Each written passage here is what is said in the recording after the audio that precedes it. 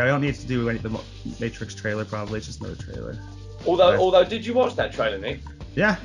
I have to say that's my favourite trailer of all of the ones we've seen, because it is a bit less on the what the fuck is going on and a little bit more on the relationship and or the story, I should say. I felt like I was getting an idea of the story here, the way they blended the past movies and the present movies together. It's like, okay, so it makes sense, the resurrections now, and it makes sense that he's all a bit confused. It's all part of the same story.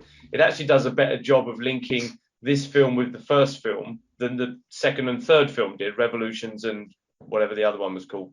I agree. The shit ones, whatever they were called, yeah. Reloaded, I think, and then Revolutions. That's it, yeah. Was it Revolution? Revolutions rings a bell. Yeah, Revolutions was the third one. Reloaded was the second one.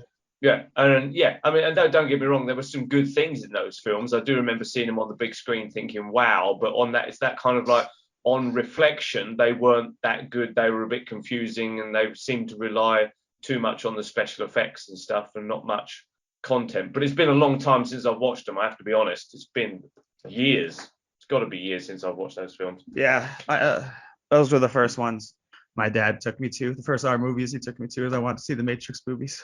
Really? Shit. My first R-rated movie, I snuck in with my friends to watch Predator. First one I snuck into at theaters was Team America World Police. Team America War Police? What, the puppet one? Yeah, the puppet one. Was that called War Police in the US? World Police. Sorry, World Police. I mispronounced it. Thank you. I was going to say, wow, did we get a name change? Because, yeah, Team America. Fuck yeah.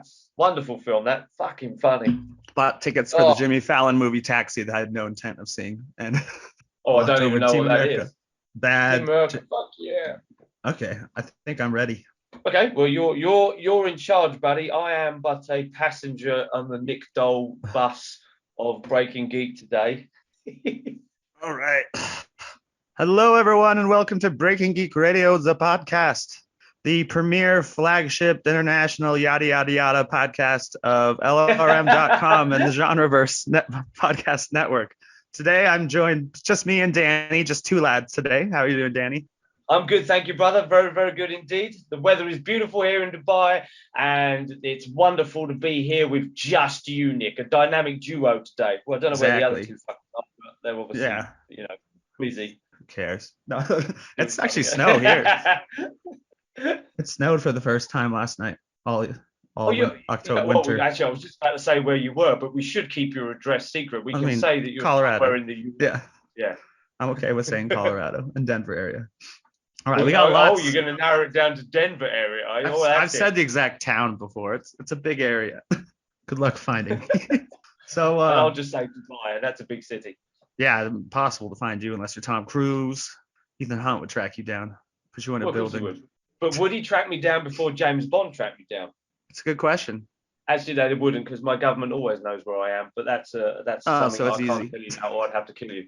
Gotcha. So today we have lots of news, and actually 3 things we watched to talk about if we have time for all of it, because we were caught up on Hawkeye, correct? Yep, correct.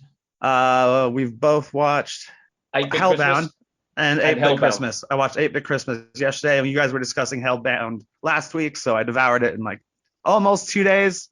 I put off the 6th episode like 3 days after I watched the first 5, because I was like, I don't know what's going to happen. Yeah, we'll get into spoilers. We'll get into spoilers. I did it in the one day, remember? But yeah. That's a hell of a 3 films we got there, or 3 things, right? We got Hellbound, which is something on its own, then 8-Bit Christmas, which is like a palate cleanser, and then Hawkeye slap bang in the middle. You got sugar-coated candy and some horrible fucking jelly bean, snot-flavored jelly bean with Hellbound, and then a nice piece of cheesecake with Hawkeye. I love it. That'll be our little icing on the top of this episode. All those candies stacked on top of each other. So we have lots of Marvel news, DC news, and even a little bit of Star Wars news. So I guess let's get started. First, this isn't something that I expect you to know a lot about, Danny, but we've discussed you should check out the show version of this. Hollywood Reporter has announced that Batman the Animated Series audio drama is in the works with original cast. Obviously, this is something. Have you ever heard of the other audio dramas people have been doing? There was like the Wolverine one. Didn't know where you were going with this. No, absolutely not. Well, I was actually going to talk about the original series with you in a second, which is what you still haven't watched, I assume, but we keep suggesting. But yeah, have you even heard that Marvel put out a Wolverine audio drama? They're released like podcasts. Only they cost for a little bit. There's a Batman drama with Winston Duke playing Batman out right now on Spotify or somewhere. So this is kind of a new thing. It's like old school. It's like old school radio. So this will be a continuation of the animated series from the 90s that Jonesy and I are always talking about as the best version of Batman, which you should still check out. So it's bringing back Kevin Conroy. Let's see. I think it brings back all the main characters. It was announced by Kevin Conroy, who plays Batman, and John Glover, who played Riddler. And it'll be, let's see. Has it got Mark Hamill playing Joker? I think I'm going to go down the list. I believe it does. Conroy said it's a great script by Alan Burnett, and it brings back the original cast. And added Glover, the Riddler's back, and he's involved in many ways. He understands he's on the spectrum. So maybe this will be a little more down to earth. Let's see if they list the entire. Okay. Well, it is unknown which cast members might return for the audio drama. Surviving voice actors include Paul Williams, the Penguin, Richard Bull, Two-Face, David Warner, Ra's al Ghul, Diane Pershing, Poison Ivy, Adrienne Barbeau, Catwoman, Ron Perlman, who I forgot was Clayface in the original series. I did not know that. Okay. It's just in for like 2 episodes. I had no idea it was him back then. Melissa Gilbert, Barbara Gordon. Did I already say Barbara? And Lauren Lester, Dick Grayson / Nightwing. They didn't mention Mark Hamill on that list for some reason. When they said original cast, so in my ignorance, was he in the original cast? Yeah. Or was he someone that joined a long time later? I just know that he played the Joker, and it's an iconic role for him. Everyone that people like you guys are always saying how it was the definitive Joker was when Mark Hamill was voicing him. But was that an original casting? Yeah. I couldn't tell you. Okay. Actually, he was. This is a funny story. What's his face from Rocky Horror Picture Show? No, not even that. What's the guy from Clue? The lead in Clue. I know exactly who you mean, because I even, slightly off topic, was even watching Home Alone 2 today, believe it or not, at Tim Curry. Tim Curry did the voice of the Joker in the first season, but they thought it was off the mark. They had Mark Hamill redub the first season before it was released. It's like the first few episodes, it's Mark Hamill fitting the lips, not the animator drawing it to be him. Right, understood. They didn't like the direction. Yeah. And Mark Hamill actually has had like a cameo bit in a single episode. You saw the drawings of the Joker on the wall. He has a really, really nice story about it on a Kevin Smith podcast. I think it's the first episode of Fat Man on Batman. He interviews Mark Hamill for 2. It doesn't say if he'll be back. I assume he will be, considering Conroy and him anchored the most recent video games too. The Arkham series was obviously, they came back for all those except for the one that was by a different company. Was that the Origins? Whichever one was Origins. I don't know if it was even called that. But yeah, so let's see. Are you excited about this? Were these audio show things something that you were quite into? I haven't listened to any of them yet. But here are the other ones it's talking about. There's a new one coming out. It's on HBO Max, because HBO Max. Okay, so this will probably be an HBO Max too. They have like apparently an audio arm to it, and I'm sure their podcasts show up other places later. But Jeffrey Wright's actually playing Batman in Batman: The Audio Adventures. Spotify has Batman Unburied, starring Winston Duke as Batman, with David S. Goyer actually writing it. Marvel did Wolverine: The Long Night and Wolverine: The Last Trial. And of course, we've already heard that Bruce Timm is developing a semi-sequel to the series that's more for adults. We've discussed in past weeks. That'll be animated, not audio. So I'm pretty excited for it. I haven't listened to the other ones. I will listen to this. And another note on here is Conroy said Danny Elfman will write the theme. So apparently we'll be getting some new Danny Elfman music with that as well. Okay, and are these shows one-offs? Are they a series of 6 episodes, or how do they normally work as far as you know? Usually they're like a mini-series. I don't know how many episodes, but yeah, usually it's like a few chapters. They would even call it the Wolverine one. That's not all in DC news. Let's kill some time while I go through my... Oh, okay. More HBO Max Disney news. We've already heard about this, but I guess now it's official. Well, we already know about the Gotham TV show. Remember, Jeffrey Wright will be returning as Gordon, and it's set like a year before the Batman. That's really all we know about that one. They confirmed that Colin Farrell, I think it's just a rumor before, is going to have his own HBO Max series, which is why they put so much makeup on him, even though he says he's only in the movie for like 10 minutes. Which will follow the Penguin before it's the a minor Batman. spoiler though, obviously, because obviously now we know that he survives the Batman, so to speak, right? Or did, because I read it was a sequel, or did I just make that shit up? It says the series will reportedly delve into the Penguin's rise to power in Gotham. So it could be a prequel. It could be a prequel. Okay, I thought it was sequel, so I apologize. But yeah, because I was going to say, if we know it's a sequel and he's in it, because we don't know if the Batman, I mean, we do now because it's just been confirmed that he's reprising his role. But we weren't really sure if the Batman was going to be a one-off, as in just a one iteration of it, just to see, or just to give an interpretation of it, or whether it's going to be part of a trilogy, although there was some rumblings on set that wasn't going to happen, or whether it was going to be a continuation, whether or not we'd have Pattinson reprising his role for consecutive films, or this was going to be the only one. So I guess this kind of shows that they are at least happy with the direction that these characters were going, even if it wasn't necessarily the director to continue. Yeah, Matt Reeves is producing both of them. He's the director. Yes. And so obviously they're already trying to build a universe for this Batman without. Yeah, which shows a little bit of confidence in what he's done with the film, right? I mean, It doesn't sound like it. If it was a real shit show, they wouldn't have invested any kind of time of effort in spinning things off. But I guess time will tell when the film finally hits the big screen and we all get to see it, whether or not that will happen. Not whether the film will come ahead, but whether or not it's a success. We can only wait and see, right? I mean, it certainly looks like it. We've all enjoyed the trailers. We've all enjoyed what we've seen so far. And I certainly didn't give a shit about any of the stuff that was said about on set, about him dating one of his co-stars and stuff. That stuff really doesn't. As long as they can hold it together and there's not like any, bad actors. Bad acting. Weinstein level. Yeah. As long as there's not abuse or sexual harassment, I don't care. Yeah, I can't see that being the case. So yeah. Yes, I'm not that excited about the TV shows for Batman. Unfortunately, none of them have really grabbed my attention. I gave a couple of them the 3-episode rule and never really got past any of the iterations. But as you well know, and our dear listener knows, anything that starts to spread off with different fucking multiverses and universes, and I don't know how they're linked together, I quickly switch off, because to me it feels like it kind of gives me the impression, oh shit, I have to watch everything to know what's going on in one thing, which is obviously not always the case. But it also means that sometimes, like, what's the point in watching this, because it's not going to have any impact on anything else. So I'm always stuck in that middle of, do I care about this? Shall I invest? I end up not investing and going and watching something else, unfortunately. And it sounds like sometimes I'm missing good shows.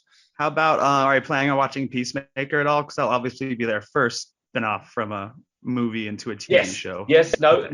You and I have both really enjoyed what we've seen so far on those trailers. So yes, absolutely, that is something I am looking forward to. So maybe the quality of the Batman and maybe a trailer for one of these might convince you, because these are obviously way different than these are obviously a way different level, hopefully, than what's been on television. And of course, it's also about the access for me as well. It's a bit more challenging. Sometimes the HBO Max, and obviously DC and HBO HBO Max is their preferred output for TV stuff. And it's not that I can't get access to it, but obviously the ways to get access to it are not always, should we say, legitimate ways to access these things. So, and that's not something obviously that we should recommend to do. So it makes it harder for me to see these shows. And if I have to dig too deep, then obviously sometimes it's like, no, I'll go to what we've got to watch on Netflix or something like that. Mm-hmm. So we'll see though. You guys have never really led me wrong before, even though I haven't seen the animated stuff that you guys talk about. It's not because I don't want to, it's just because I don't always have access to it. So I do believe you when you say this shit is good. Well, I'm speaking to the animated series. Obviously I haven't seen any of DC has not released any of their shows yet. I mean, they have their Titans and actually Doom Patrol, which I haven't watched, honestly, because I'm not even into Doom Patrol. I've loved, and I did enjoy the first 2 or 3 seasons of Green Arrow when that came, but that then started to go off. It was dragging. I'm like, how long were you on this fucking island? That kind of stuff. It's like, how much? I don't know how much more I can take of this, of you dragging this out, and then it went a little bit bonkers with the other, should we say, superhero characters bouncing in and out, and I kind of switched off. So I like it when shows are popular and they're good and they run on, but I do feel that sometimes showrunners and things just say, it's almost like one of those, quit while you're ahead kind of things, rather than dragging things out. Like Walking Dead, right? There's a good example of that. Had some great seasons, maybe one or two off ones, but there was a point where like, wrap this up now, because this is really good, everyone's loving it, end it, so that we don't have that bitter feeling in that, oh, for fuck's sake, how long is this going to go on for? And it makes you resent what good work was done before that. And I do feel that DC, in my experience with Green Arrow, was one of those should have quit while you were ahead. Spun it off, maybe. Go on. I do like Legend of Tomorrow. It's the only one I've really watched in detail, and only episodes of Arrow I've seen is the one with Constantine's and like two of them. So that's why I watched Legend. I haven't seen those, and I loved Constantine the comic, so I should that. And you're a great fan of the actor that's currently playing Constantine, right? Yeah, Matt Ryan. He's excellent. Yeah. I feel terrible. They're probably going to recast him for HBO Max. They've talked about wanting to do a Justice League Dark TV show, and or a Constantine TV show, and apparently they're looking at a younger actor in his 20s, and they're looking for diversity. Not the white blonde-haired bloke that was literally inspired by Sting when he was originally drawn. Oh, really? Look at the early issues, he's Sting. So. Okay. Well, I'm sure when I first read the comic that was probably something that did pop up to me. That looks a bit like the guy from The Police kind of thing. Yep. Okay. Oh yeah, but these are just those many things that add to the list to watch, right? You and I have both got these extensive lists of things to watch, but I guess for me the DC stuff is not very close to the top of the list. I think I'll just find the stuff that's connected to the movie universes, or like even like the movies. Batgirl's going to be a real movie, but it'll be at HBO Max. It's not being made for theaters, so we'll see if the quality is affected by that. Because Marvel, Disney Plus does a pretty good job with Marvel and Star Wars as far as quality. Yeah, it's not always perfect. Yeah, no, absolutely, 100%. And so then I can, I'm absolutely with you on that one.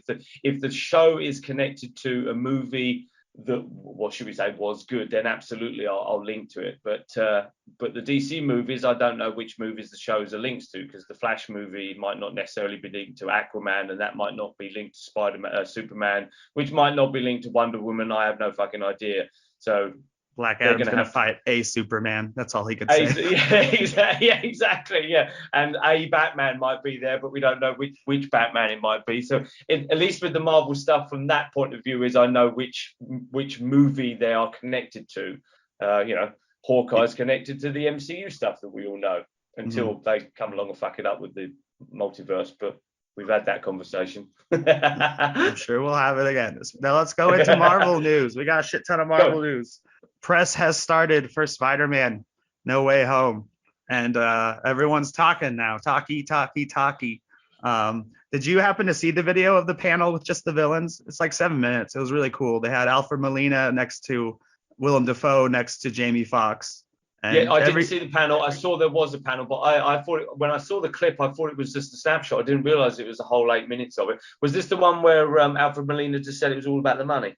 Yeah, he did mean it as obviously a joke. tongue-in-cheek comment. Yeah, because then he laughed and he's like, no, I actually want to come back to this character. Willem Dafoe's the most sincere, and Jamie Foxx is just kind of like starstruck and like super pleased to be back. Like I saw a different promo with him about Spider Monday, the ticket day. And he did it. It's the first time I saw him doing press, and it's a video with Tom Holland, and you can he's giddy as a schoolgirl that he gets another chance. That's great. It is good, isn't it, when you see the actors that are in the films that we love actually come across as they're super happy to be in these films as well, and not just to have a job, but also like I remember when Jamie Foxx was in was it the second Amazing Fantastic Spider-Man or whatever it was called? Amazing. Yes, it was. But terrible. Yeah, but yeah, amazing. The title was amazing. The film wasn't. Yeah. But even then, I remember him saying that he was a fan of the comics and he had read them and all that kind of stuff. And it's always good to hear when these actors not only seem to fit the role with how they look or their physique and all that normal stuff, but how they actually really, you can get the impression that they really want the job and they're super happy to have the job. And that always makes you feel a bit more confident in them, at least, even if the end product wasn't what they thought it was going to be and certainly wasn't what we hoped it would be. Exactly. So I like that. I like seeing that stuff. If you check the article, this is for the audience, about a not blue Electro was what brought Jamie Foxx back to Spider-Man. The video is actually embedded there if anyone wants to check out the 7-minute villains panel. And the still is even Willem Dafoe smiling off camera. Alfred Molina smiling into camera and like Jamie Foxx almost laughing, like the super big grin on his face, staring at the other two. But so here's his quote. This is why he's back. Obviously, he wanted to come back, but I was excited knowing producer Amy Pascal for years, man. I know what she's done with this franchise, and she was explaining to me that's going to be hot, you know, and I didn't have to be blue and things like that as far as my character is concerned. So you're gonna be a little more hip, and that I get a chance to hang out with these incredible thespians. But to walk onto set to see these guys, I literally bowed to them, and we've been having a ball. So he brings up one of the reasons I did it is I don't have to be blue again. Oh yeah, here he goes. I'm happy I got a brand new suit, a brand new look. The blue, you know, the first time we did it, I didn't care. I was just happy to be in this wonderful course. And so, like you said, looking at Defoe and Molina, you know, sort of like 2 or 3 hours or whatever like that. With this one, it just feels more comfortable, and I think it feels more today, modern. You know, not trying so hard. Yeah, I'm sure. I'm sure at the end of the day, his role, although substantial, is not. It wasn't. I'm sure it wasn't months and months of filming for him, was it? Obviously, I can't imagine it would be for any of them. For any of them, exactly. So for them to come in for X amount of days' work, I'm sure it was a lot of fun for them. And they're also all three of the ones that you just mentioned there. They're all at that stage in their career where they've had fucking good careers, right? So they can take roles and just have fun with them and not have to worry about whether or not it will get me work. And if this film bombs, I'll never work in Hollywood again and all that kind of shit. They've all got the point where they can say yes and no to any role, and it really doesn't matter, right? So I think that gives them that certain amount of freedom to just have fun with it. And if that shines through in the final film, then great. It can only add to the enjoyment that we'll have in 1 week's time. 1 week. Yeah, I realized I will have watched it 1 week yesterday because I have like my Thursday screening tickets. That was a little shocking last night. Where am I? I will be. What time's your screening on next Thursday? 3:30 Mountain. So that's 3:30 p.m. or have you going to some sort of crazy early morning showing or something? No. It's 3:30 in the afternoon on the big show. I'll be a little bit ahead of you then, buddy. Yeah. I've got my IMAX 1 tickets at 11 a.m. next Thursday, and we're obviously about 12 hours ahead of you. So I'll be sure to send you a private message spoiling the fuck out of it. So, I won't be checking my phone from the day that England gets it 2 days before us or something. It's like I'm not gonna look at my Twitter. I wouldn't dream of it. Yeah, I wouldn't dream. Oh, and there is that. I will be avoiding anything on the Twitterverse as well before that shows out. But yeah, sorry, we digressed. 1 week away. Clearly excited about it. Then, do you like the look? I'm sure you've seen the pictures of Jamie Foxx, or at least the trailer. Do you like his new Electro look? It's definitely better. Yeah, honestly, Nick, I need to see it in context of the film. I mean, yeah, that look, those stills and things, the brief out in the trailers and stuff, looks fine to me. But it is one of those situations where, well, let's see how that fits with how he was brought into this universe and like I say, the context of the film for me to have a full interpretation of it. But I like how it looks so far. But I'm pretty sure when I saw the blue one, 10 years ago, that I didn't mind. It was like, well, let's see what the film's like, you know. Just on that, you're a bit more Marvel geek on that. What was the blue issue? Was he blue? I mean, let's use the word the blue and white, whatever it was, in the comics. Was that a creative choice made for the movie? It was a creative choice made for the movie for some reason. He is. You know how one part of the trailer like kind of forms a mask-looking thing? Like he usually wears, like in the comics, he's goofy. He wears a mask shaped like that. That's yellow. So he's like yellow and green. Oh, really? Is what he wears. Yeah. Okay. So they've updated that look too, even though, you know, Marvel usually goes pretty, like, I mean, look at Mysterio. Marvel goes very close to the comics these days, but they still didn't like put him in a silly yellow mask. More Spider-Man news. We now know of a deleted scene from No Way Home already because it was Matt, with his brother. Yes, Tom Holland talking on the Graham Norton show. They kind of made a big deal that his brother was playing a drug dealer in it. Like they even showed photos of the day with his brother like on his shoulders or something like that, because you know they were dicking about on set. And that's the only reason we know the scene exists. But Tom Holland has said that unfortunately his brother's scene was cut from the film. Well, obviously we knew it's gonna. I think we're hearing 2:30 as the runtime, which we gotta know by now. Yeah, it has to be solid by now, a week out. Before we were hearing like 2:45. So, and we already know how crowded the movie is. So you know, his quote at the beginning of the day, I was making the takes extra long to see how long it would take before he Oh, yeah. it's not really, his quote doesn't really important or tie into that. It just ties into the day of the events. But yeah, we will no longer get to see Tom Holland's brother. And I bet I wouldn't be too happy if I was his brother. I'm sure it was a great honor for him and a great experience for his brother to even just be on set for a few days and to experience it all. I've got the runtime here for us here in the Middle East at 150 minutes. So yes, 2.5 hours. That's with trailers too. So, but we always have to stay for Marvel movies, and apparently Ghostbusters. Just saying that, just as you're talking there, Nick, I've got a Matrix Resurrections tickets have just gone on sale here for the day before Christmas Eve, and that's also 2.5 hours too. So I'm gonna make sure I buy my tickets right now.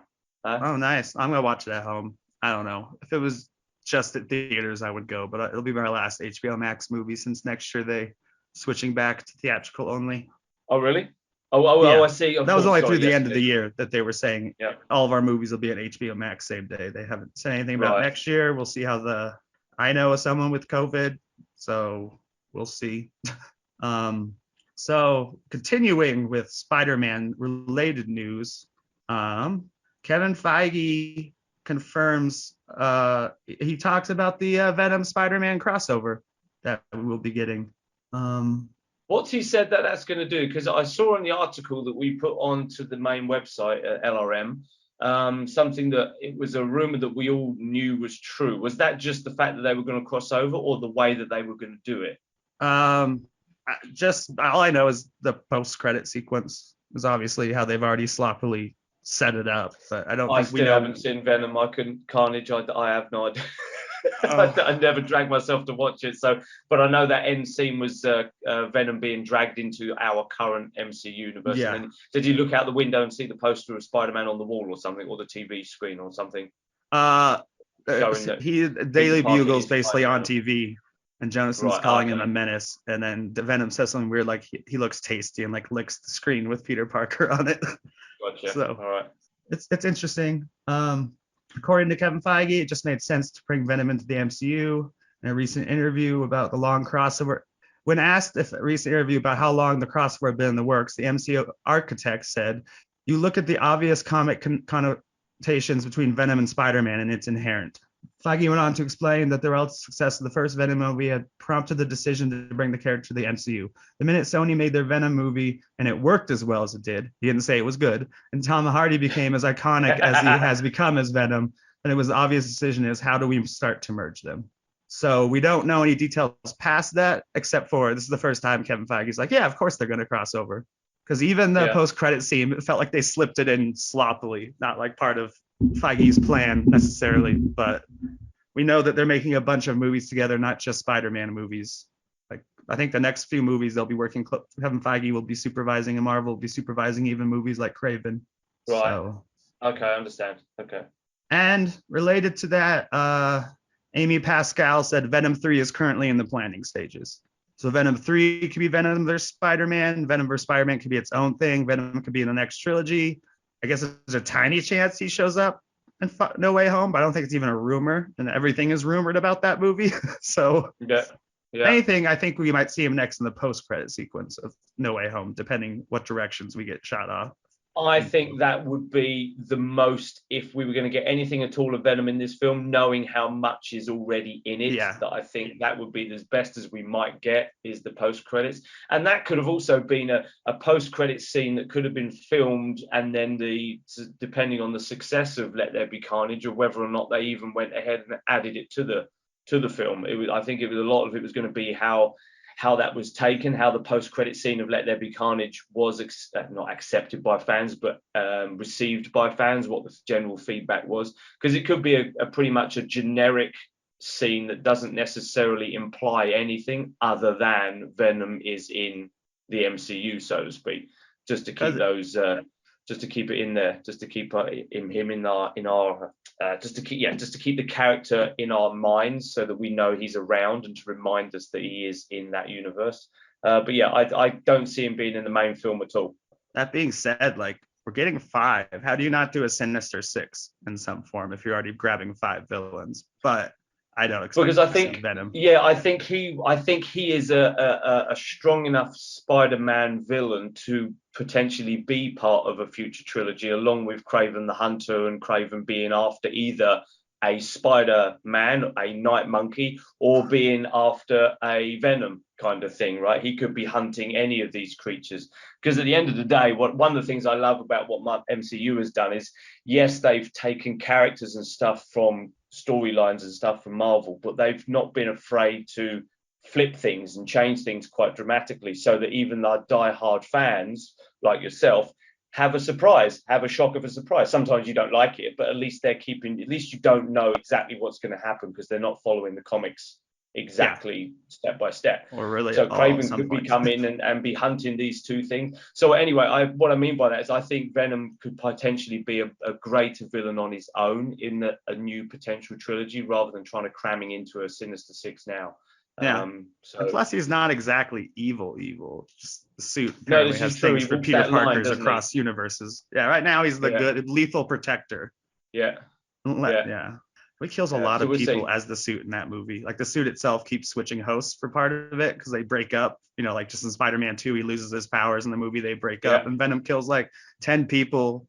Like, uses up their bodies, like going to a nightclub and stuff like that. You're like, you just murdered all those people after promising not to, and we're gonna slide right over that.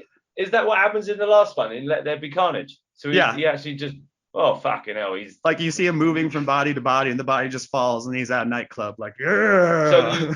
So they don't even try to tell us that body was that of a dodgy, evil drug pusher, it was just a regular party with a bunch of young people. Could be a good person that he's just. All those people were probably good, just teenagers or I millennials. don't know how you could ever redeem him. Then I don't know how you could ever say that whatever good he does when he's with Eddie or Peter or whatever he does, it's like, no, you actually just wiped out a whole hope of, should we say, innocent good people. I don't know. In a different way than the Avengers do. They're not collateral damage. They were just Venom wanted to go out and party. Exactly. I mean, the fucking grief that we gave in Man of Steel when they were destroying loads of shit, and obviously innocent people were killed. The amount of grief that they got for that, the collateral damage, the innocent people that died, shit. And if we're just forgetting that Venom basically did what you just described, I mean, come on. Oh, fuck. Okay. Well, he beat Carnage in the end, so he saved the world again.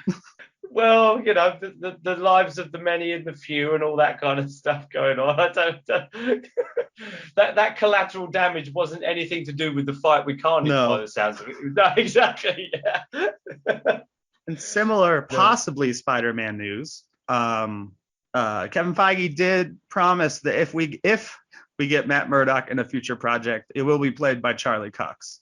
But not necessarily the version that I love and what all of us love from the Netflix show. Just the same actor, but a different version. Is that's pretty much you were saying last week, right? When that was our guest, Fisk, who we still think is in Hawkeye, and him. I think, and any other character they bring. I just don't think they'll the same. They'll probably have they've probably been in their positions for a while. It's not like they're brand new to the scene, but I don't think we'll see their origin stories, like Matt Murdock being blinded or anything, because Marvel's really good at not repeating shit like that. And between the movie and the TV show, they've done it twice. But I can see them just continuing on, but not referencing anything, so that, you know, those shows were more mature. Number one, for parents would probably put Disney Plus Daredevil on before they'd put on Netflix for their kid. And I don't think it should be necessary to watch 3 seasons of Daredevil to be able to jump into an MCU version. I just think there'll be variants that don't get sucked into the universe, aren't the same universe. It's just they're variants. They look the same. They're different points in their careers. Yeah.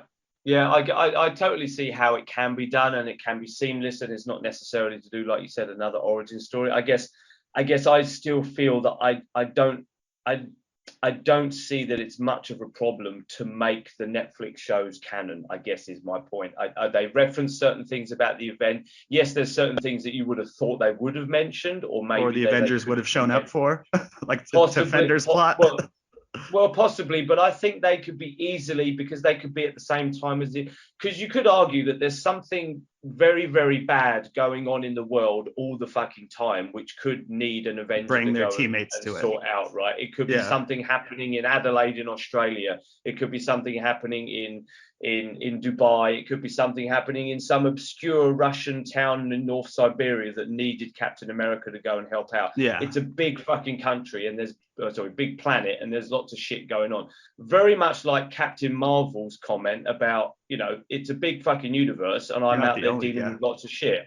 It's that I honestly feel that a comment like that could quite easily cover any of the, well, why didn't you turn up in Hell's Kitchen when this guy was doing this, and this? That's true. Because it's a big fucking planet, and I'm a superhero, but I can only be in one place at one time. Because I love those characters and I love those iterations of those characters is my point. So I don't know why they couldn't be canon. They clearly felt they were canon because they referenced the event and when shit happened in New York and stuff. So, but ultimately I do understand that it can be done like you just said. So, I'm happy to not get what I want as long as I like what I get. So it's okay. Yeah, well, it's interesting. If you ever watch Agents of S.H.I.E.L.D., it sticks to the movies far closer, and they've confirmed that's definitely not canon. They even have characters on the helicarrier during the events of Winter Soldier, and like the season after, Winter Soldier, and the season after that is about having a secret S.H.I.E.L.D. base because S.H.I.E.L.D.'s been taken down, and they're trying to find Hydra within S.H.I.E.L.D. and Bill Paxton plays like a bad villain and stuff. So they stick to the movies pretty close. Why did they do that then, you think? Because that could have easily been canon if someone was in charge of it, because they made a few seasons of it, right? So they could have made a lot. They could have said, look, we want you to stay part of canon, so don't do this storyline, don't do that. And they did tell them some of that. They told them they couldn't use sword, for example. But then they come out and said it's not canon anyway, so they could have used whatever the fuck they wanted. And the Darkhold's in it. The book that Agatha gets stolen from by Wanda, but it looks completely different. I feel like it's easier to just say multiverse. Now let's never talk about it again. Like it's part of the multiverse, but the thing about half the multiverse sales is they take place in their own, kind of like What If. A lot of those, the stories exist, but they don't actually connect except for the TV show. Yeah. Which is great in one sense, but as you and the listener knows, I don't like that. But hey, it's not about me, is it? So I don't care. I'm not going to lose sleep about it. It's not about me, but I don't like that because I don't know now which stories to give a shit about and which characters to care about. If you could choose, anyway. Like I would just skip Agents of S.H.I.E.L.D. It was fun for a while, but then Well, I didn't watch it anyway. I missed the first season for whatever reason. Then it carried on. And then it got to the point where, there's been so many of them. I haven't jumped in. And then when I was thinking about it, I think I heard what you just talked about, where it was then said that it wasn't canon. And because of the way I am, I'm like, well, if it's not fucking canon, I'm not going to watch it then, because why would I? Even though I potentially have missed out on watching a great show, I just couldn't detract myself from the fact that it's not connected to the universe that I've loved for 20 years. So yeah, I got you. I'm sure it can work, and I'm pleased. I almost said Courtney Cox is back. Well, she is, but reprising her role as Daredevil in a multiverse. Why couldn't she be fucking Daredevil? Let's just have Courtney Cox playing it. But yes, and the Scream. I'm pleased that Charlie will show up. Yeah. But anyway, I'm pleased. I loved his version of it. I love him as an actor. I thought he was great. So I'm happy he's going to be back. My prediction is we'll see him as a lawyer in No Way Home, which is the rumor. No Daredevil, and maybe we'll see Daredevil and Echo, because I still think Echo is going to be about going after Fisk, which we can get to later. So he would be a perfect ally for her. I thought that was your seamless segue into our first show topic. No, not yet. I got more Marvel news, yo. All right, go ahead. It still stays on point. If it's still in Marvel, we can still segue into Hawkeye. Yeah. Destin Daniel Cretton. I don't know. You know I'm bad with names. He directed Shang-Chi. You just called him a cretin, so his name might be Cretin, it might be Cretton. I don't know. This is from Deadline. He inks overall deal with Marvel Studios and Hulu's Onyx Collective, which I've never heard of, set for Disney Plus MCU series and Shang-Chi sequel. I think Onyx must be a production company within Hulu, since they're making sense in the United States, at least. Some of the more mature shows that aren't MCU shows, like Hit Monkey and MODOK, if they made an M-rated show like The Punisher, those show up here on Hulu, and I think you guys have like Disney Stars or something, or they put all the adult content on Disney or something under a child. Yeah, that's right. Yeah, with all the Fox stuff so we got all the Die Hard stuff on that part of Disney. I gotcha. So it would be there. I gotcha. So he will be back to direct a sequel to Shang-Chi and the Legend of the Ten Rings. He will also develop TV projects for both Marvel Studios for Disney Plus and Onyx Collective across all platforms, including Hulu. Here would be Hulu. So it sounds like he'll probably be doing a Disney Plus series. I'm assuming it's related to the Shang-Chi world, like maybe his sister's plot of running the Ten Rings is the show. I mean, it could be something completely different, but it seems like, since he's involved in that world, we might keep him there. And then, it sounds like he might be doing just another non-canon show like Hitmonkey or MODOK at Hulu. Gotcha. Because I still don't think anything they make that's going to be mature rated is going to be MCU official. And really, not even my Deadpool. Well, that's a whole different story. I think we are going to get that, but I think it'll be MCU, but I think it'll be under 20th Century Pictures still. Or they'll just cover his mouth and he won't be able to speak. Well, I just think, I've always dreamed, one of my favorite comics is Spider-Man and Deadpool, because Deadpool gets on Spider-Man's nerves and Deadpool's obsessed with Spider-Man. And I feel like if you put him in a movie with PG-13 characters, you can have a line where he looks directly at the camera and he's like, I can't curse in this one, kiddies. I'm hanging out with Spider-Man, Yeah. But I imagine Deadpool 3 or X-Force or whatever will be R-rated.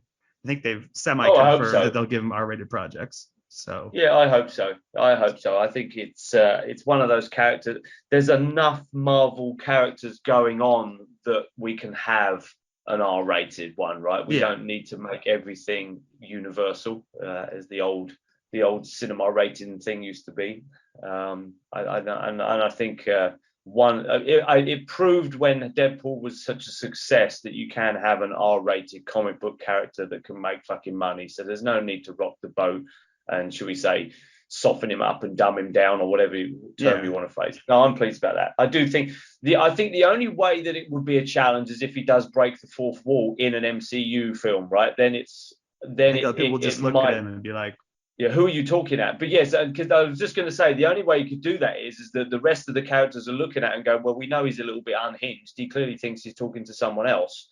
Right, so you can make it some sort of PTSD challenge that he has from his days as a merc and all that kind of thing.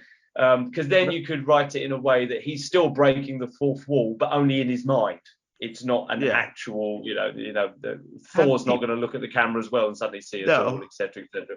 She-Hulk is rumored to talk directly to the camera in her show, because that is a characteristic from the comics. She'll talk to the reader. Even she's not insane. She's just.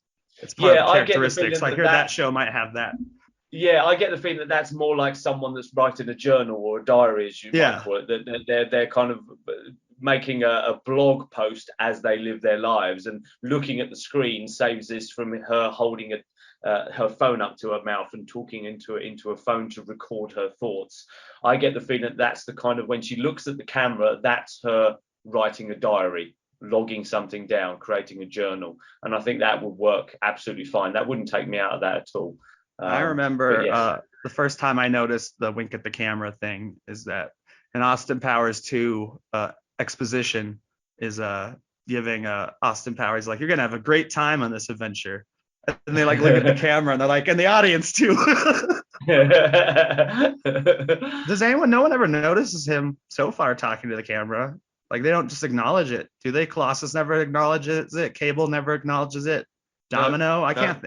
I think it reminds me of, I watched the new Honest trailer for Venom 2, and they had a scene where he's talking with his ex-girlfriend from the first film, and then they cut to the scene where Venom's supposed to be talking to Eddie, but without his dialogue, and it's just like 30 seconds of him like sitting there like this, and then they cut to the girlfriend, and she's like looking at him like, because that's how it'd be in real life. Hello. Yeah. It's been like 50 seconds. Like, who are you talking to? I think our last piece of Marvel news is, it's rumored. Are you familiar with MODOK, the villain, the big guy with a giant head in the chair with little arms? Yes, I've seen a couple of episodes of the TV show, which I've loved, and I've really enjoyed it. It's a lot of fun. Yes, I saw that it's the character, the actor from the original Ant-Man show, right? Corey Stoll. His name. How is that going to work? Because I don't even remember what happened to him in the first Ant-Man. So you're going to have to remind me and the listener what was his fate at the end of Ant-Man. Ant-Man had to go super small, like he's not supposed to get to his armor, and then just like punches the shit out of his armor. But he doesn't die. He doesn't kill.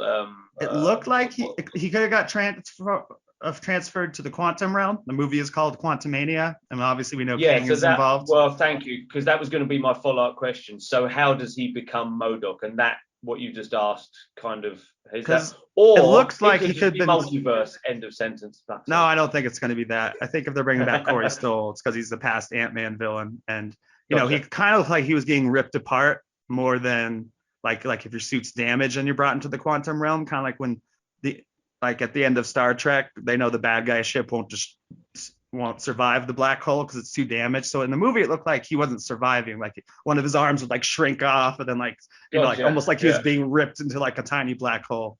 But I'm either some people on the site were like, "What did like Kang do this to him?" But I'm almost thinking it's a side effect of being in the quantum realm, just like in What If we saw the zombie virus. Yeah, that was. And he doesn't have a suit like Janet, so maybe he. I mean, also in the comics, one of Kang's main city that he's in charge of is in the quantum realm also. So it could be he ended up there, went through some transformations, got some tech from Kang, so he's not just a giant-headed, worthless guy. But and in the comics, he's also tied to AIM. He's in charge of AIM, which we saw in Iron Man 3, which is what the Mandarin, / whatever the name of the character that God, I can't remember the actor. The villain is in charge of AIM in that. I know who you mean, yeah. Guy Pearce. He's like, I am the Mandarin. He like blows fire. That would be interesting. Again, a rumor. I would say all you need is Kang, but if you give him someone like MODOK, you don't have Kang being the shit out of them in every scene. You have a more because Kang is like a god in the comics. Like you would think he'd destroy Ant-Man, but I'm gonna skip this one, the controversial one, just because I don't want to talk about it. Finally, we got. Oh, now we can segue into the TV show, even though it's not Marvel. Go ahead. Cowboy Bebop is already canceled. Fuck. It had a decent opening weekend, but like a huge crash the second weekend. People just didn't pick it back up. So they've already canceled it. Less than being on a month. And yeah, just because people didn't like it. It was divisive.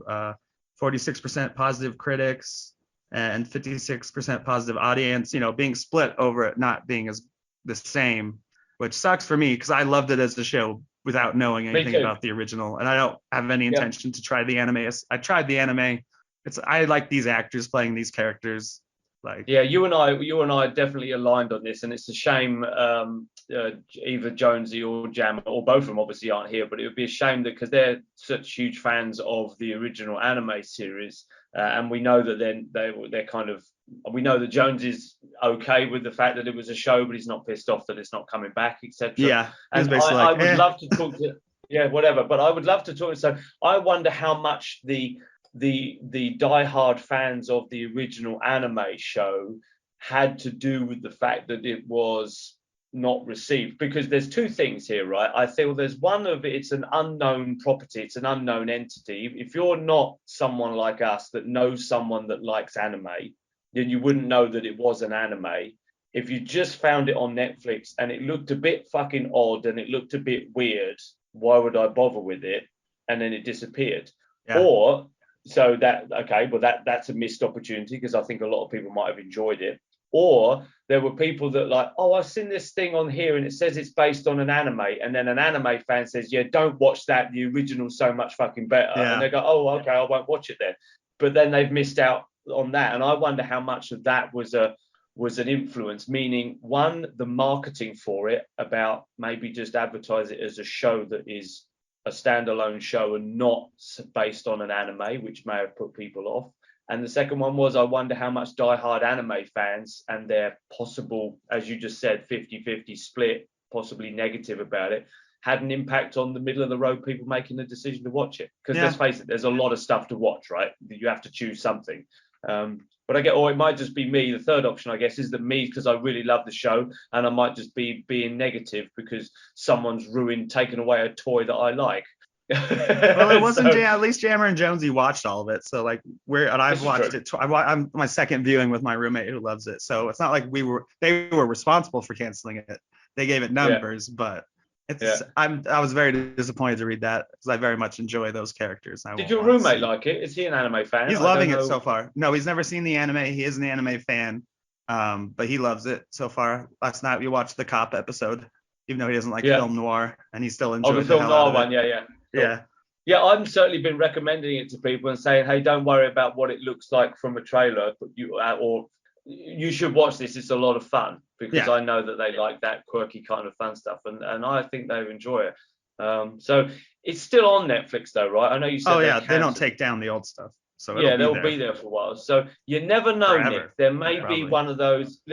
Hey, look, at the end of the day, Shawshank Redemption wasn't very successful when it was released. Wasn't very well liked. It was an average renewed film, but it got such a cult following that it is now obviously in most people's top 10, top 20 films of all time kind of thing. So maybe Cowboy Bebop will either be picked up by another channel because it picks up a cult following amongst non-anime fans, or Netflix might change their mind. I can't see that happening, but you never know. If it gets enough fans, maybe we'll see a revival or a second. Revivals are super popular now. Maybe in 5 years they'll finally be like, more people like it. We'll do season 2 and just pretend 5 years. We'll do season 2, and we'll just change that character that Jonesy doesn't like at the end or whatever her name was. So I think Jonesy was like, we were on Slack talking about it, obviously, folks, and Jonesy was like, well, at least I want to see this character. Yeah, at least, or this iteration of the character. Yeah, fuck that. Yeah. So for sure. Yeah, I'm sad about that, Nick. I hope if whoever's listening, I hope you have given Cowboy Bebop the live action version a chance on Netflix. And if you are an anime fan, you've still got your original, but let us have the one that we like. And would you agree it has enough of an ending that's still worth watching, even though there are slight cliffhangers? Absolutely. Especially with the finale. I mean, you and I liked it, which is why we want things to carry on. But it could definitely end. So we definitely still recommend it, even if there's not going to be a season 2. It works as a season. It's fun. It's flashy. Yeah. Go check it out. Star Wars news, and then on to the reviews. Yeah, I mean, the Star Wars stuff for me is always the more exciting bits and pieces if it's based around the TV shows and the films. The computer game stuff is always a non-starter for me because I've tried to step away from gaming right into it. So the only game that I've bought, and I bought it for my nephew's PlayStation, so I don't even have my own console anymore, was in fact Star Wars Squadrons, and that was 2 years ago, dude, right? Yeah. I bought that was too. The only game I purchased. Yeah, and I TV was too small at the time. I couldn't see the little TIE fighters. It was the only game I bought was a Star Wars game, and it was the Squadron. So if we're thinking about talking about Rogue Squadron with the potential rumor that it's not been dropped and it's still a go with Patty Jenkins still involved, then fantastic. That is next. And that would actually be great for me. But if it's the new Lucas Games film, etc., Lucas Games computer game, then I can't comment on any of those. I know I played Battlefront #1 and enjoyed it for a couple of hours, but never completed it or anything. So you're going to have to give the lead on that. I will. But if it's the movies or the shows, I'm in 100%. I have a little lead up to it. 2 of these stories are related. This one is great news for me. Even though we doubt Patty Jenkins a little bit after her last film, she stepped down from Cleopatra as director. Gal Gadot will still be in it, still being produced by her, but it's said that she's stepping down to work on Wonder Woman 3 and Rogue Squadron. She needs more time to work on Star Wars and Wonder Woman 3. So yeah, it sounds like her leaving Cleopatra as what was it? Recent rumors with that it was on indefinite hold, but this is a good sign that hopefully we'll still be getting a Rogue Squadron movie, which is what a lot of us want. Yep. And you still look forward to the film, right? Yeah, well, I still look forward to the film. Obviously, with the rather lackluster feelings I had towards Wonder Woman 84, it's not that I've said suddenly she can't make this film. No, everyone, yeah. But it certainly was a little bit more like, well, hopefully she'll have someone helping her and guiding her a little bit. And I think with a Star Wars project, you'll even have people like Dave Filoni popping in and out of the office every now and then to make sure that she not to make sure she does things right, but to keep her on track as far as the characters, the lore, the universe and stuff. And I think she'd have a helping hand. It would still be her project, absolutely 100%, but she'd have a big team around her, a very much a confident and well-oiled machine around her compared to the potential DC one she had when making Wonder Woman. Because as we know, Zack Snyder was kind of involved, not involved. He had left the projects. Mm-hmm. DC wasn't happy with his take on Batman versus Superman, etc., etc. So it felt like DC wasn't quite the well-oiled machine that perhaps Star Wars / Disney / Lucasfilm could well be. Obviously, so a lot of fans would say that they've had a lot of fans would say they've had a very rocky start, except for the TV shows.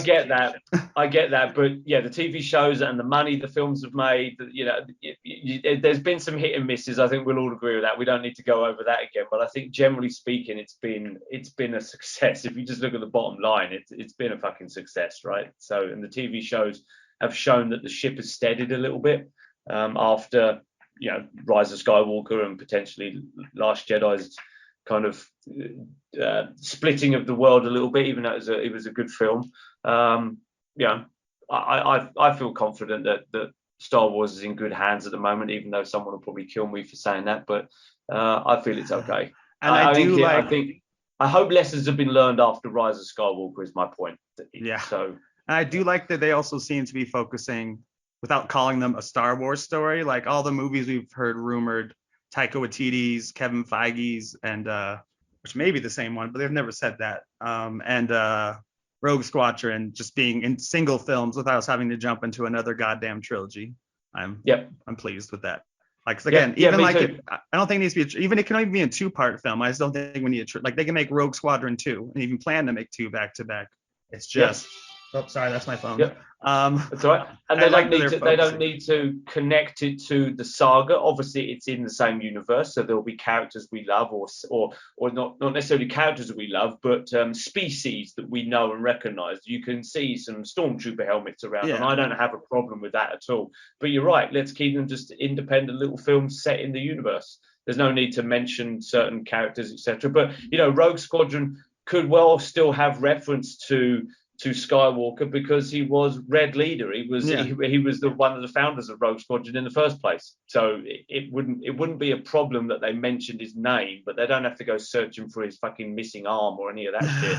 They don't have to try and link it. So I'm super excited about it. I love the fact. I do hope that obviously that let's hope that they get the same person that's responsible for the dogfights in Top Gun Maverick that's looking after the dogfighting in Rogue Squadron, and I think we'll be happy, right?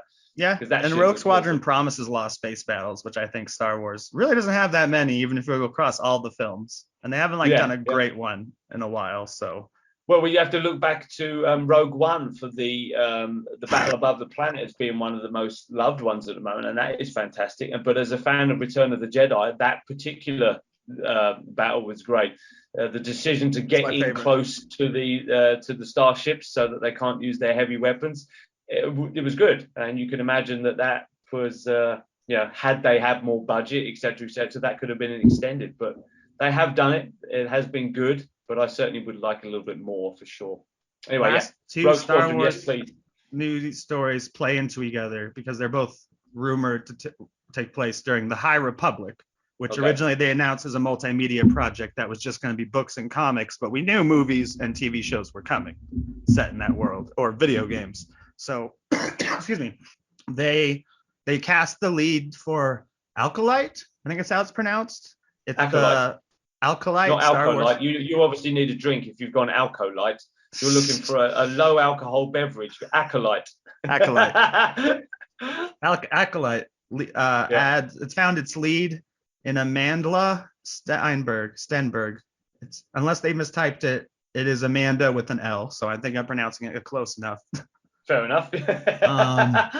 So that's all we really know. She's been cast in that show. That show is said to take place during the High Republic, which isn't far enough back for Kyle because Yoda is still a main character because, of course, Yoda's 900 years old, and this is probably a couple hundred before. Gotcha. Then again, the reason this ties into that is that the new video game they announced is High Republic. Star Wars Eclipse also takes place during that time period. So they're definitely building out. Like we have KOTOR, we have modern day Star Wars. They're building out something in like the thousands of years, I think, maybe are between KOTOR. This is 100 few years ago. I did watch the trailer for Eclipse. I'm not a fan of trailers. I think Cam on the website mentioned, it's a cinematic trailer. It doesn't show you anything about what the gameplay is like or what the story is. It just looks like an extended trailer for either a movie, a cartoon movie, should we say, a CGI movie, or a live action movie. I mean, the special effects look great. It's nice to see lightsabers and blah blah blah blah blah, but it tells me nothing about the game. Just possibly some of the characters that you'd see. Yeah, like I think we see Yoda in the trailer. We do a little snapshot. He's in the Jedi Temple, or certainly in the Jedi Council room, I should say. And then it was interesting. Those were Trade Federation ships at the end, right? All the fighters looked different, but they were the same Trade Federation. Yeah, they were there. The same ships, which is kind of weird. Maybe it's not as far back as we thought if they're using Episode 1 ships, and this is supposed to be hundreds. Or the ships were such a good design, they kept them for years. Or just, people are cheap and we haven't made all the technological advancements because we're used to stuff. So yeah. Like I always imagine it's interesting. Go on. Someone from the 60s would like wake up today and be like, oh, phones, those are cool. And like, oh, cool. Like that's TVs, those are cool. Computers are cool. Then it's like, where are the flying cars? Like, you guys don't have a space station on the moon? Like, do we go backwards in science? Like, we were supposed to be on the moon and Mars. And what were you guys doing for the last, 50 years? Well, we got smartphones so we could become less smart and just watch fucking TikTok all day. That's what went wrong. Exactly. And Disney Plus. We got smartphones so we could post 10-second videos of a cat throwing up or some shit. And we got streaming channels so we could replace cable with just as expensive as packages for all the streaming services. Yeah. And with that, we have our right. How does that segue into Hawkeye, Nick? Because you said you had a good segue. Disney Plus. I didn't say I had a good segue for Hawkeye.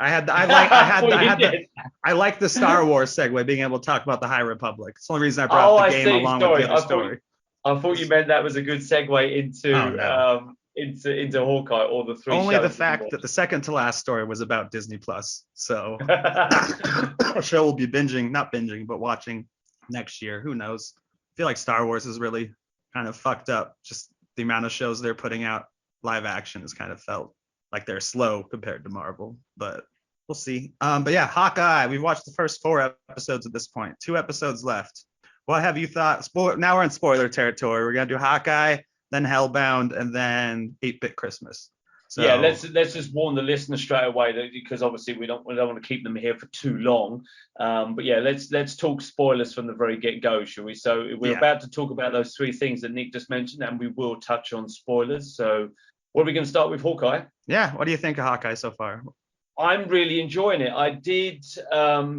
Yes, I am really enjoying it. I'm loving its kind of not, I don't want to say laid back kind of style, but it's very much I'm trying to find the words here now, but it's very much a slow but enjoyable journey. It doesn't seem too stressy. Even the bad guys at the moment, the tracksuit mob, they're comical. Everything feels nice and comfortable right now. And I'm kind of enjoying that little slow down in pace a little bit. Of course, there is high stakes and people are dying, but the show itself feels very, very warm and cuddly, even though there's some subject matters that are quite stressful. Obviously, Clint's slight PTSD and hearing loss due to all the shit he's been through, and all this stuff has been great.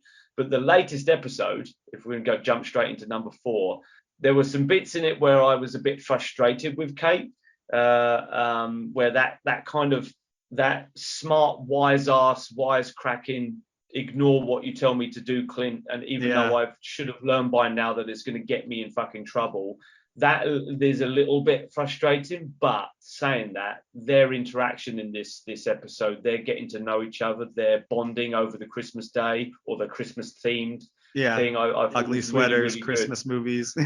Exactly, and it really did a really good job to build out the character of Clint as well, which you and the rest of us were talking about, the actual character of Hawkeye. but I felt we got a little bit to know him a little bit more now. We got to know his motivations and his feelings and his troubles and the burdens he's carrying and the guilt he's carrying from being Ronin and all that stuff. And all of that was just in that one episode, and not even the whole of the episode. It was 5-minute like scenes in total.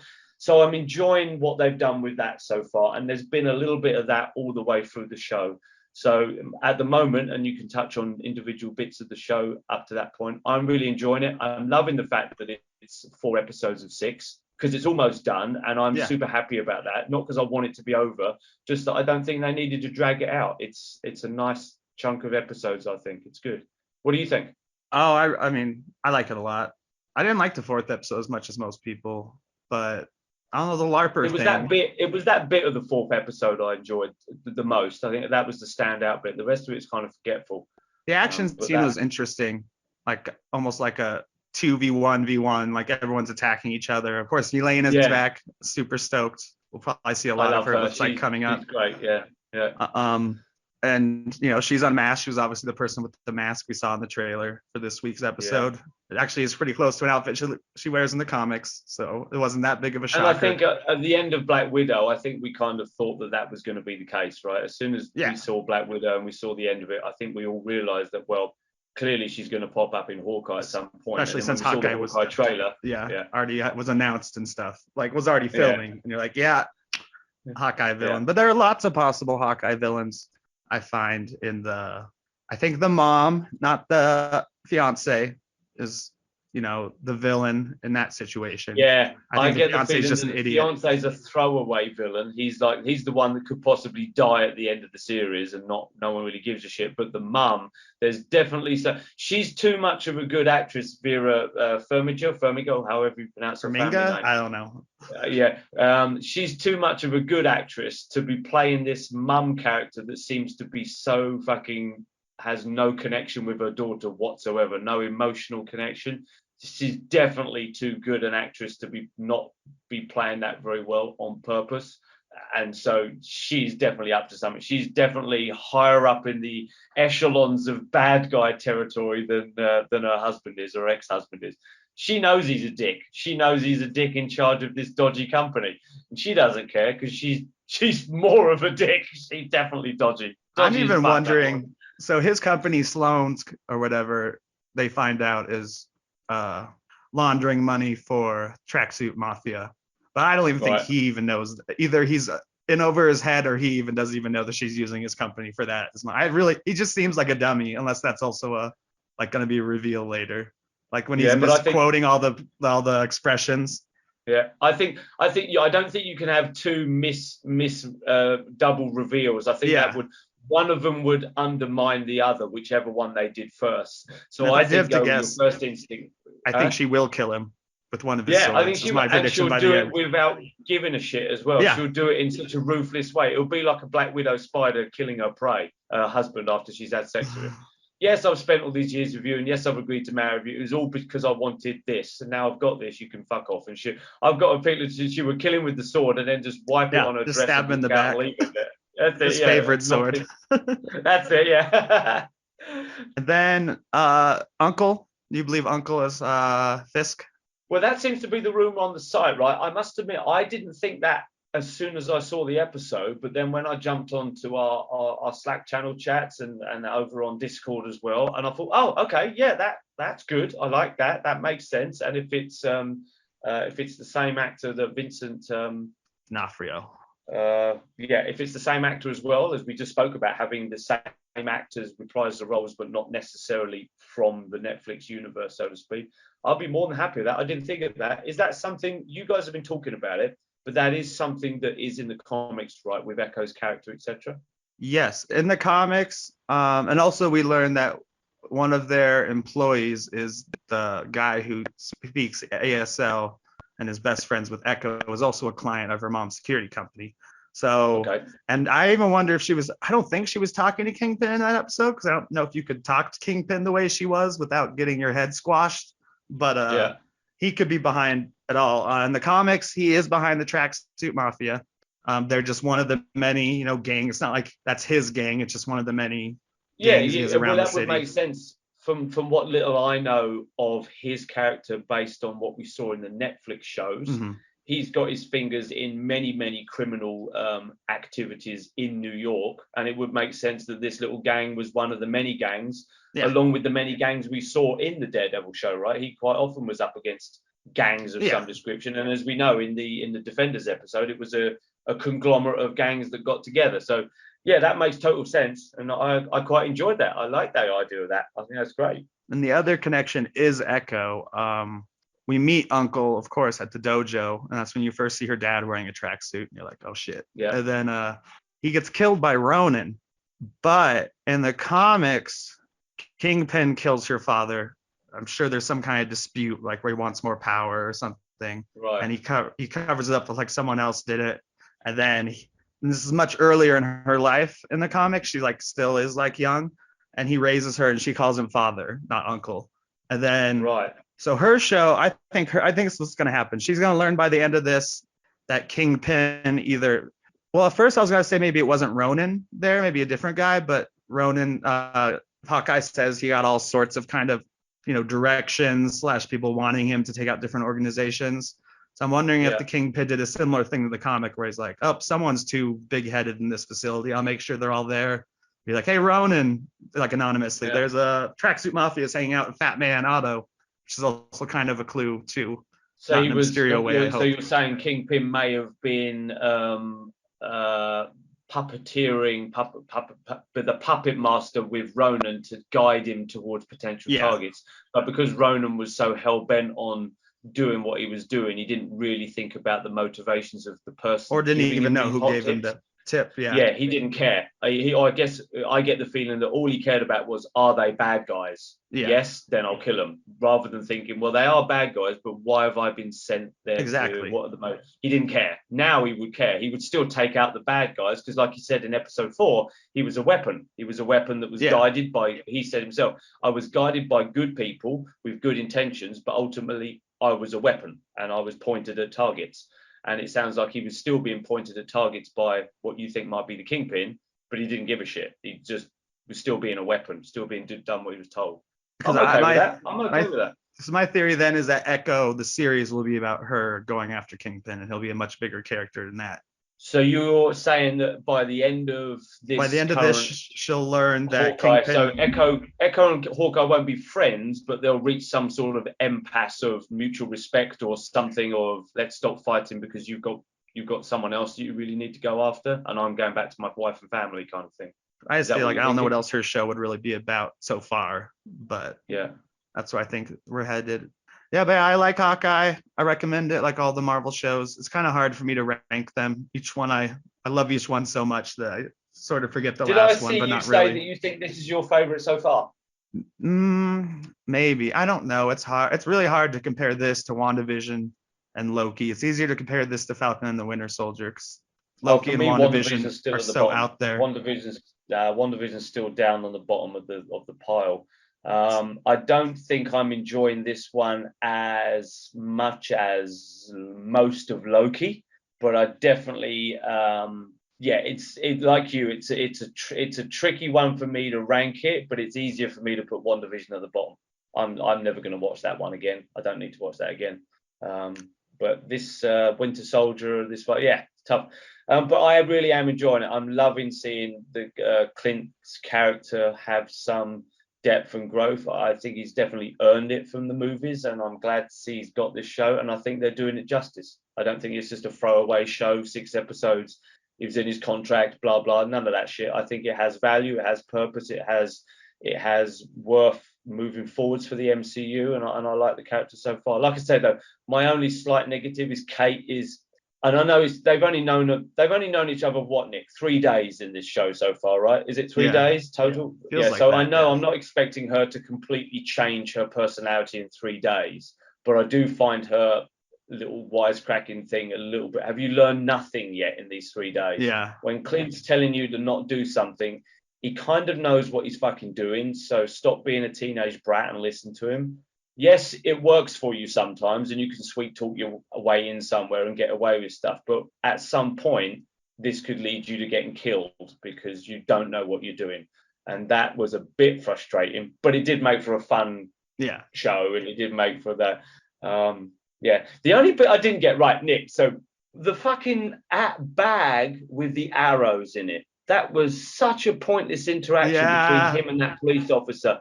You didn't bring a bag? No, I didn't bring a bag. You've got one on your fucking back. He had a backpack on his back. I don't understand why that bag conversation. Maybe the arrows. My girlfriend made it for me. So fucking what? You take them out of that bag and you put them in the bag that's on your back. Because it's not like 5 minutes later that whole bag became a problem. The bag didn't blow up. They didn't burn the bag. They didn't. That was such a weird interaction. I didn't even think of that. Bag. I agree. I don't know what that. It was such a bizarre thing. Was it just so that so we've learned that this police officer's gay? So what? I don't care one way or the other. It's not important to me. But that was just odd, don't you think? Especially because he had a backpack on. He fucking had a bag. I don't get it. The bag was longer for arrows, maybe. I don't know. I don't know either, but I think those arrows would have fit in his bag. Or did he not have his quill? I didn't see that. That's all you need. But they're carrying their bows around. They must have. I don't know, that whole thing. A listener, if you haven't watched episode 4 yet, look out for the scene where the police officer gets the arrows and hands the arrows to Clint in a bag. And see if I missed something about the importance of that whole fucking thing. But that was it. All right, let's do Hellbound. You and Jonesy got me to watch Hellbound, and it's excellent. You pleased we did? Oh yeah.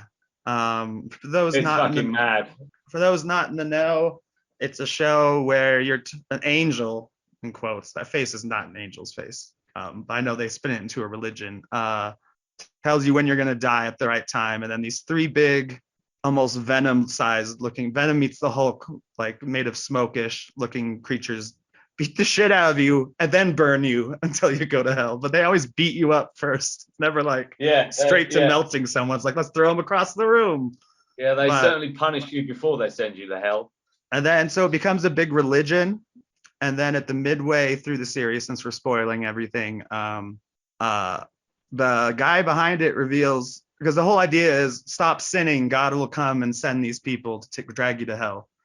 So everyone's super paranoid, and it's bringing shame to people's families. So they're like disappear. There was an organization that helps them disappear in a different way. No, actually that's later. But at the end of it's kind of done in 2 halves. As if you heard the beginning of the other episode where they were convincing me to watch it, there's like a 5-year jump or something between episode 3 and episode 4. I think it was 4 or 5, yeah.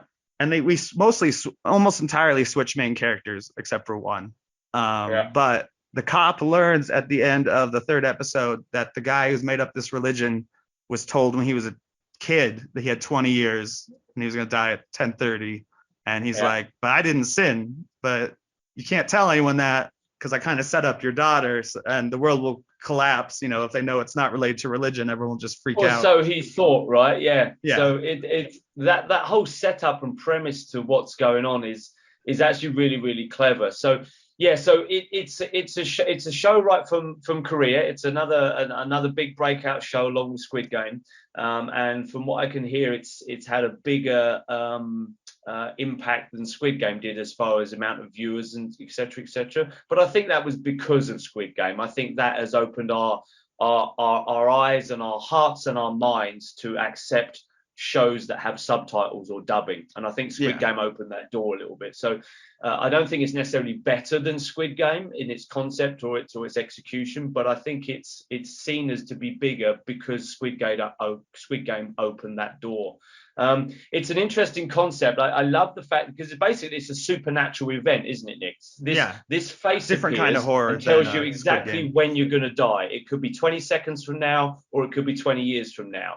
And then, like Nick says, when that time comes, these three big fucking things come out of nowhere, beat the shit out of you, melt you, and then at that point we assume that you've then gone to hell, right? Because when this face appears and tells you, they say in 6 days you're going to die and you're going to hell, and then it disappears. And what happened was that main character that was like the leader of the clan, the cult, he had actually been had this premonition, right? He had this call, but he had been given what, Nick, 20 years? 20 years. He said you're going to die in 20 years. So he had spent 20 years trying to redeem himself, basically, by doing good deeds. And he figured out that it made no fucking difference. And so he came up with a story, didn't he? He invented the story that this was God and that God was punishing people that had sinned.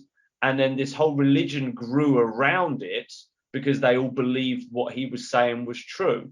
After they and televised. Like you say, when that, we basically, it's bullshit. Ultimately, what was great about it was bullshit. Is that no one knows who this face is, who these creatures are, or why they're doing it. It is just a supernatural event that no one can explain. But it was interesting to me how relevant that is to today's society, about how we are led by organized religions into believing shit. And then as the show progresses, how people can then not just believe in shit, but do really horrible, nasty fucking things to each other because of what was said. Because there's those people that are committing sins, right? They're beating innocent people up, which would be a sin, right? And yet they're doing it. They're doing it hoping to avoid being punished by God for being sinners. And that's exactly what happens right now. You've got multiple various religions around the world, because there are hundreds and thousands, doing shit that seems to be against everything that you and I would feel was good, yet they're doing it in the name of good, and yet it, in its sense, for want of a better word, is evil. And it's such a great show from that perspective, about religion, belief, being driven to do something, collective energy, where people lead, follow people, and they don't even know why. They just believe because someone told them to. Fascinating, absolutely fascinating. And then brutal as fuck. Oh my God, when people die, do they go all out? It is bloody, it is violent, it is nasty. They even had like a Jaws type scene where it almost entirely took place underwater, and was very much inspired by Jaws, and kind of getting yanked around. Yes. Oh, now I know the scene you were talking about, because you mentioned that. Yeah, when he was in that fishing lake, the lake, right? And you barely see the monsters now, and we just like see the waves and like coming towards him, and then like you say, the body came out of the water and then was swished around from side to side. Yeah. I immediately thought Jaws. And then it's a great show. Sorry, carry on, Nick. Oh, just the last thing I was gonna say is that the second half of the season, you find out a baby's been damned to hell, which would prove. Which would go against their religion, especially if the religion doesn't believe in original sin, because then what's the fucking point of being a good person? Yeah. Like within their religion, at least. With their scare tactics. And so that kind of, at that point, they've been covering up people who are not obvious sinners for a while, you learn, because, so, you know, like, so they're corrupt, and they're trying it's also for control, not just control. Names, but there's a certain church that is based around a certain area of Europe that looks like a giant boot, that has been covering up sins for many, many years from the people that work for it and with it, even though those sins you would think would definitely put them in a version of hell, right? A fascinating study, very, very clever. And that scene, what did you feel about that final scene with the baby? Oh, it was amazing. Like, that's why I didn't go for it. Those three giant fuckers were going to grab that baby and probably beat the shit out of it before they burned it, right? You could tell they didn't give a fuck. That's why I put off watching episode 6 after binging the first 5, as I was like, I know what's going to happen, or like certain things have to happen. It's all about the decision of the parents at this point. Yeah. And I'm like, oh no, this reminds me of Snowpiercer by a Korean director, where Chris Evans gives a speech about what a baby tastes like and having to eat a baby. And I'm like, I'm already getting flashes of that. But it's actually a touching ending. We don't need to say exactly what it is. It's a touching ending, and at times turn things on its head. Isn't that just the weird thing about the show, that it's not a happy show at any point, is it? Even when shall we say, a good guy is winning for a change, like when the lawyer is found to be alive and she's actually done a bit of training and she can fight back. Even when she's fighting back, you don't feel that she's ever actually escaping danger. She's just escaping danger for now. She's just avoiding it. It's going to come again, you know. So there's never the bad guy. The bad guys don't seem to lose at any point at anything. They have minor setbacks, but that's it. It's not a happy show. And yet, like you said, that the final scene with the baby and the parents of the baby and how that all plays out is miserable as fuck. And yet, that miserable as fuck scene has a very smidgen of a bright light in it, doesn't it? It has a very bit of a very small piece of hope in what is a grim show. But I don't want people to be put off watching it because it is grim, because it is captivating, it is powerful, it is thought-provoking, it is special effects are great, the production value is really good, it looks really good. It's just a hard-going series, isn't it, emotionally? Yeah, I think if you can handle Squid Game, though, this is supernatural horror, not that type of horror. Yeah, that's true. I recommend it.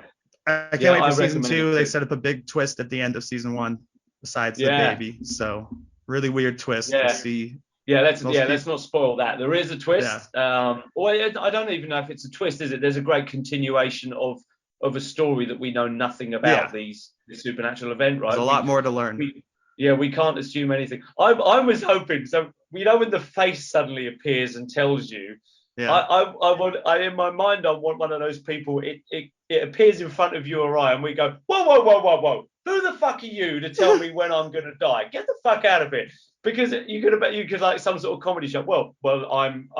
Who are you? What is your name? Why are you talking to me like this? Leave me alone. Fuck off. Because that face doesn't seem to have any kind of power. So I want someone to turn around to it and go, shut the fuck up. Leave me alone. Who are you? That Koreans all seem so nice, but maybe like an American or a drunk Irishman or something. I can picture something like that having arguments like, get out of my house. Yeah. Could you repeat that for me? I didn't. What? When? Tomorrow? What? At the pub. I'll be fine to see you at the pub. But yes, I recommend the show. I know we've made it sound like it's dark and miserable, but it's definitely worth a watch, because it really does. It really does get you thinking, and it's another wonderful look at society as it is today. Now on to our sweet dessert, 8-Bit Christmas. Yeah. What did you think? It's Neil Patrick Harris narrates the story of him trying to get a Nintendo, no matter what, for Christmas. And all the wacky adventures that happen as a kid, all the 80s stereotypes of kids without being like Stranger Things or something. How did you like it? I feel it's like that time when you had that one Christmas present. I don't know how you celebrate your Christmas, whether you do your presents first thing in the morning or you do them after lunch or whatever. But there's that present under the tree that's been sitting there for, maybe a week or two that you've really, really wanted. And it's the same shape as a toy that you really, really want that comes in that box. And you get that toy and you finally get to open it, and you open up and it's actually a nice present, but it's not the one you wanted. So you have that little bit of a not complete fucking disappointment, and you throw it out the window and have a tantrum, but your shoulders do slump and you go, oh, that's nice, but it's not exactly what I wanted. That is how I feel about this film. The best bits were when Neil Patrick Harris was in it, because I love him and I love his interactions with his daughter. And no spoilers just yet. And the ending was pretty wholesome. It was pretty Christmassy. It was pretty good. It was pretty nice. But the film itself wasn't what I was hoping it was going to be. Wasn't what I felt it could have been. I think they could have made it a little bit more entertaining. It felt like Jingle all the way. So I would say this is Jingle half the way. That would be my Twitter review. It's Jingle half the way. Yeah, it's definitely not like a Christmas classic I'll ever watch again. I know that's what they're kind of going for. It's like this. I mean, it was only on HBO Max. I don't think it was made for HBO Max according to the opening credits. But yeah, I don't know. It was fine. The kid stuff got old eventually. All the different ways. I was like, really? They didn't get to Nintendo then? Like, how much longer? It was almost like How I Met Your Mother, right? It was dragging it on for so long. It's this. Oh no, it wasn't this. Oh, it's this. It's enough already. Yeah. But yeah, it had a really sweet ending. It did, right? Too. Yeah, I shed a tear or two at the end. It's a great Christmas ending. There's a wonderful moral to the story, everybody. There's a wonderful wrapping up of the film. It really does send a great message about what Christmas is actually about, not things but experiences and memories of things. And I thought they did that really well. I think that the ending was great. I just feel that it's almost like that, going back to that present analogy again. The wrapping was fantastic, the lead up to it, but it just wasn't what you wanted. But the It's a Christmas show that I would recommend if there's nothing else on and you've watched all those other classic Christmas films that you watch at this time of year. I'm sure you do the same thing, Nick. I know many people have films that they have to watch at this time of year. If you've watched those already and there's another one, you've got time for another one, and the kids are in the house, I'd recommend stick watching it on. Kids. Yeah. It won't matter if you fall asleep with a belly full of mince pies for 30 minutes. You haven't missed much. But try to stay awake for the last 10 minutes because that's worth it. Absolutely. Or wait, sorry, not stay awake for the last 10 minutes. Wake up again before the last 10 minutes. Of the Set on a timer. Yeah. But yeah, I feel about the same way. Yeah, and I think there was one of our good contributors on Discord. I think he said very much the same thing. It wasn't awful, but the ending was the best part. So yeah. Yeah, I'm not a huge fan of Arnold Schwarzenegger out of his action role, shall we say. But Jingle All the Way was a bit more fun. It had a little bit more. I mean, obviously, it had a bigger budget and stuff. But yeah, it felt like a kiddies version of Jingle All the Way. So Jingle only half the way. I need to watch. I need to rewatch it. That's on Disney Plus right now, Jingle All the Way. But in the Solar Opposites Christmas special, do you know what Solar Opposites is? Nope. It's co-created by Justin Roiland, and who does the Rick and Morty's voice and co-created that show, and a former writer for Rick and Morty, which now works on that show and Lower Decks. So it's kind of a cross between Lower Decks and Rick and Morty. But they do a Christmas. Like Lower Decks. Yeah. They have a Christmas special, and they're gonna watch Jingle All the Way because Terry picked all the Christmas movies. Oh, the premise is they're all aliens living on Earth. They do love Christmas, and then one of them's a scientist of the group, kind of like Rick. It's basically Rick and Morty, only it's less outer space adventures and more like just almost suburban, like we're running for city council or whatever. But so he has a Ready Player One machine, which is what he calls it, like because he saw it and he's like, oh, how cool it'd be to go into The Shining. So he invented a machine. So they go inside Jingle All the Way and hate it and leave, and then because it's a crappy movie, and then it causes them to lose all their Christmas spirit. So they try going through a bunch of other movies, and they learn they have to go back and finish Jingle All the Way, otherwise they'll never get their Christmas spirit back. So is it almost like a Rick and Morty's version of a classic Christmas Carol? Yeah. Trying to get their Christmas mojo back, but they got to go through some shit first. Exactly.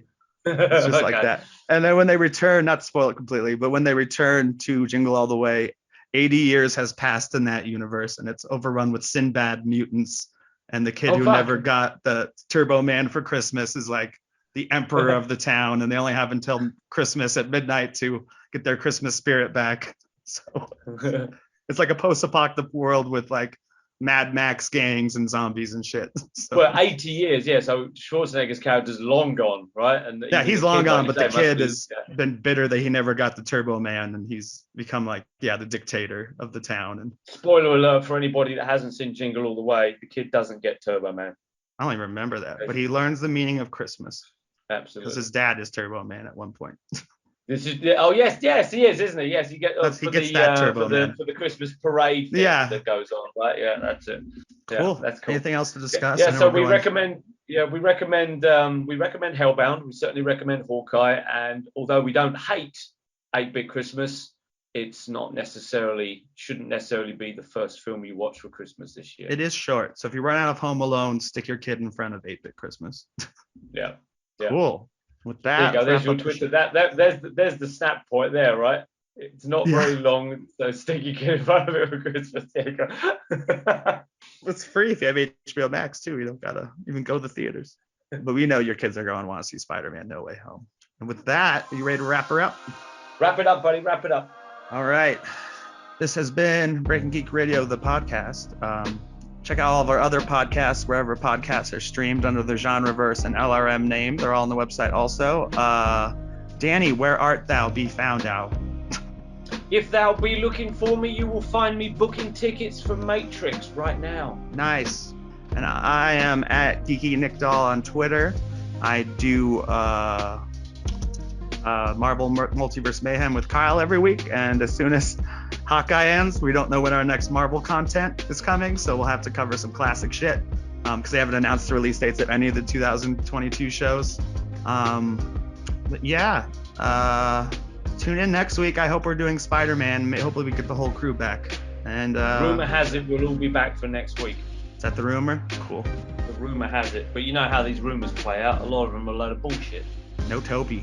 No, I am kidding. No, they're not in the show. No. Well, no, they won't be. Do you want me to text that to you next Thursday morning when I've seen it? No. No. All right, and with that, hasta lasagna. Don't get Eddie on ya. Mission accomplished.